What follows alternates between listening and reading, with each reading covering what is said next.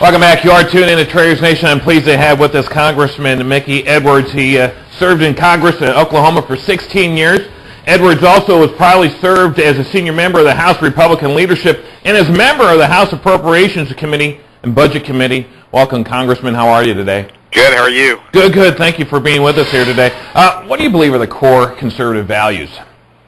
What are the core conservative values? You know, American conservatism is very different from the conservatism that existed before it in Europe, for example, where Winston Churchill would frequently refer to conservatism being about reverence for the king and the church. The American conservative movement, starting with Barry Goldwater, was based on the American Constitution. It was on the constraints on government. It was about the constraints on any one branch of government, so that you had a system in which different branches would serve as a check on each other. There were protections of individual rights, not only in the first 8 amendments to the bill in the Bill of Rights, but also the 9th and 10th Amendments. That's what American conservatism was about. It was about, you know, a system of government which focused on protecting the rights of citizens as opposed to treating them as government subjects. Yeah, what happened? I mean, has liberals really kind of blurred the line of conservatives? I mean, I just don't really get it anymore because, you know, let's face it, we go back, we try to reclaim the core values of our Constitution, our founding fathers, and I don't know. I think the lines are being blurred anymore. Well, they are being blurred. Liberals have not blurred the definition of a conservative. Conservatives have done that for themselves. And a lot of my friends will look at me and they say, well, you know, you must be a moderate because you don't sound, you know, like a Rush Limbaugh or a Tom DeLay or whatever. And of course, they're right. I don't, but that's because they're not conservatives. You know, they've totally distorted what conservatism was once about, and so today you have a president who calls himself a conservative, doing things that earlier conservatives would have marched in the streets to protest and supported, defended by people in Congress who call themselves conservatives. And so, you know, they've sort of, in a lot of different steps along the way, lost track of what our basic principles were supposed to be. And it really have eroded away. Now, how come we're not marching in the streets? Are we that passive? I mean, is it down a slippery road that we feel that there's no return to it? I think what happens is, you know, it's sort of like putting an animal into a frog or lobster, whatever, you know, into hot boiling water, you know, and you know, it creeps up. You don't, if you do it in boiling water, it's one thing, but if you just gradually turn up the heat. Let me give you an example. There's a columnist in the Washington Post, Dana Milbank, who wrote a column one time in which he talked about the current president going overseas, and he said, for this occasion, President Bush was stepping out of his role as head of government to go overseas, adopt his other role as head of state. And, you know, well, what's wrong with that story? What's wrong is the president's not the head of government. You know, he's the head of one of 3 equal branches. And there is just been a gradual erosion among the American people understanding what our system of government is supposed to be. Right. All right. Now, listen, I've called for a new party. It's called the Patriot Party, Congressman, and this party gets back to the basics of our founding fathers and beliefs of the Constitution. I mean, back to real conservatism, okay? And is it possible to see some type of Patriot Party outside of the Democrats and the Republicans? Well, actually, I would be opposed to that, but probably for a reason different than what you might imagine. One of the points that I make in my book, you know, the title of the book is Reclaiming Conservatism, and the idea is at one point conservatism was about faithfulness to a set of principles about protecting Americans' rights. Now, that requires, you know, we used to say, we see the Republican Party as a vehicle for our principles, as opposed to putting a party first. So whenever you put any political party, well, you know, if you create your Patriot Party, good luck.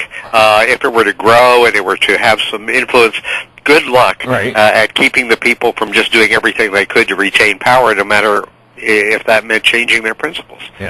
All right, that's interesting. You know, you talk about protecting American rights. You know, I once heard a Mexican national. She complained that her daughter had to say the Pledge of Allegiance in one of our public schools. Mm-hmm. I mean, do liberals, illegals, immigrants, do they pose a threat to American society by diluting what is America and its people? Well, you know, let me tell you what in my view, is America. Yeah. America is a land of free people. Right.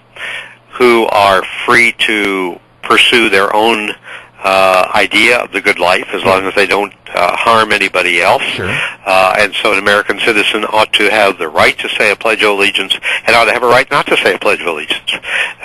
You know, having the government mandate that you do certain things in order to show that you are sufficiently patriotic, right, or sufficiently God-fearing, or whatever, is totally contrary to both the letter and the spirit of the Constitution, and the kind of a society the founders set up. Yeah, I agree with that. But this is lost of patriotism. I mean, does it feel like, well, I don't, I enjoy all the benefits, I enjoy the freedoms, I enjoy all this, but then there's this lack of patriotism. What it is to be an American. I mean, back to the core values of what America was about. One of the things that happened in the past, maybe with your parents, I don't know your ethnic background, but certainly with mine and my grandparents, people would come over to this country. They had different heritage, they had different religion, they had different language, right, but they would assimilate. They would say, okay, now I'm an American. The language in America is English, and so forth. And when it became more common to have people retain an identity. My family came over from Poland and Lithuania, but I grew up as an American, and I had to me, Poland and Lithuania were just other countries. Right. And if you come over and become an American and continue to, have divided loyalty between the United States and some other place that you might have originally been from, or your family originally from, that does create a problem. I think so. I'm German. I'm from a German ancestry. My grandparents came over. We had a farm in Michigan, did all that. But my dad told me, he says, we learned English, we had to, and we were really forbidden to speak German outside of our home because they wanted to fit in. They came to this country for those beliefs, and this is what they wanted. They wanted to assimilate themselves into the country. Right. Well, what you need to do, and frankly, I think most people, even today, still do that. I mean, if you look at the American soldiers who are fighting in Iraq and Afghanistan, there are a lot of them, Mexican Americans or, Venezuelan Americans, whatever. And so I think most people do that. I mean, they say, I'm an American now, and I'm proud of it. I'm so proud that I'm now an American. But not everybody does. Right. Congressman, listen, I think when we can all say we're all Americans and not German Americans or this American, I think we might make it. Okay? Yeah. What would bring back American history and eliminate world history from our schools? Would that be a good start? Well, I wouldn't eliminate world history, but because one of the threats to a free society is ignorance. You want people to know objectively. I think we probably suffered a little bit from not knowing enough in the old days about other cultures. Sure. But American history needs to be taught. And it needs to be taught more objectively. Mm-hmm. It's certainly not hero worship. Jefferson and Adams and all were human beings. Yeah. But it's also, not a sustained attack on the founders either, because what matters about the founders is not that they were some sort of demigods. What matters about the founders is that they created for the first time in world history a system of government in which the focus was on protecting the rights of individuals, including limitations on the government's ability to take away those rights. All right, we got less than 2 minutes left. What's the biggest threat today to the Constitution? Really, the rule of law. Well, in my book, when I talk about reclaiming conservatism, what I mean is, standing up for the separation of powers. There have been various threats over the years, but right now the greatest threat that we face is that, number one, we have a president who has been asserting extra constitutional authority, the authority as president to disobey the laws, even the laws he has signed into law, and a Congress, that more or less goes along with whatever the president wants because he's of the same party. That's when the Republicans controlled things. But even now, when the Republicans are in the minority, it is embarrassing. Sometimes the things they support because they come from a Republican president. That's a real threat. And so when I talk about reclaiming conservatism, I'm talking about going back to the days when people who called themselves conservatives stood up for principle, not for their own party. And me too. Principle is everything, because without honor or dignity and principle, you have nothing, in my opinion. Congressman Mickey Edwards, thanks.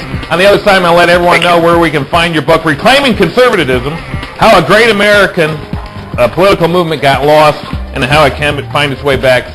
Thank you, Congressman. Appreciate Thank you. You're more than welcome. All right, stay tuned. Up next, more.